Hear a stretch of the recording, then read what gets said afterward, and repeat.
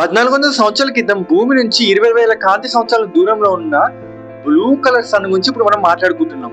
ఆ blue colour sun దాదాపు 14 గ్రహాలకు వెలుగునిస్తుంది.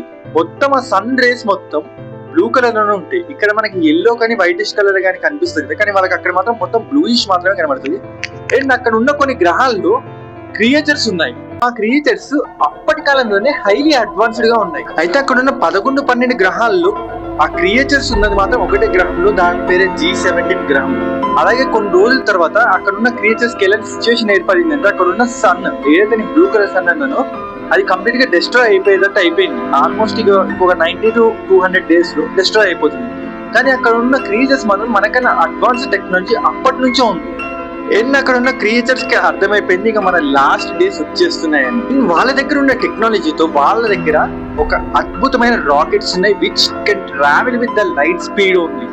అండ్ వాటితో వాళ్ళ దగ్గరలో ఉన్న వాళ్ళకి సూటబుల్ అయ్యే గ్రహం ని వాళ్ళు వెతుక్కోవడం స్టార్ట్ చేశారు.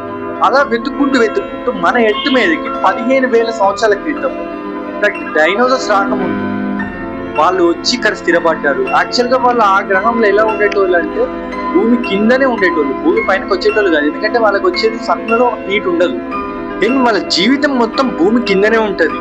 అండ్ భూమికి దాదాపు ఒక 50 నుంచి 60 కిలోమీటర్ లోపలే ఉంటది వాళ్ళ జీవితం మొత్తం. అండ్ వాళ్ళ పాపులేషన్ కూడా పెద్దగా ఎక్కువ ఏమి ఉండదు, జస్ట్ 30,000 నుంచి 40,000 మంది మాత్రమే ఉంటారు. అది కూడా ఇంటెలిజెన్స్ గా ఉంటారు.